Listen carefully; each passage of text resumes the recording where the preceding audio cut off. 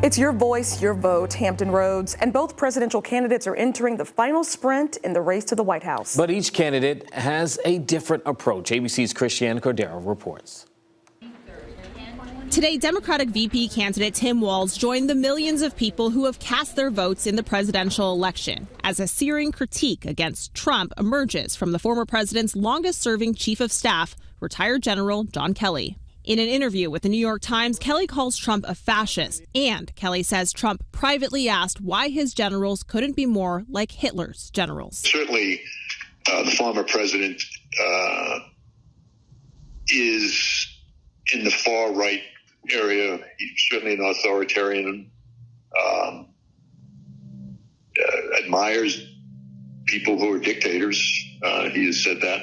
So he certainly falls into the general definition of fascist, for sure. Kelly's comments mirror similar reporting in The Atlantic magazine, all of which Trump's campaign calls a, quote, outrageous lie. Trump has been open about qualities he admires in authoritarian leaders. In Greensboro, North Carolina last night, Trump praised Russian President Vladimir Putin as well as Chinese President Xi.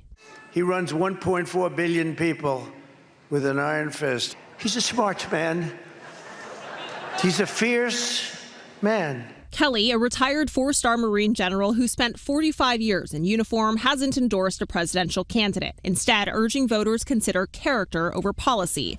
His warning about Trump is not a one-off. At least 11 former Trump officials have all denounced Trump as a danger to the country. In a statement, the Trump campaign stating John Kelly has totally beclowned himself, calling the stories fabricated and adding, Trump has always honored the service and sacrifice of all of our military men and women. Walz speaking out about Kelly's comments as he cast his vote.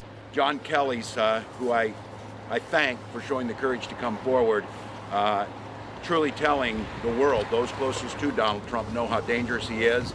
Tonight, Harris will participate in CNN's live town hall from Pennsylvania. This was initially offered as the second presidential debate between the two candidates, but only Harris agreed to that.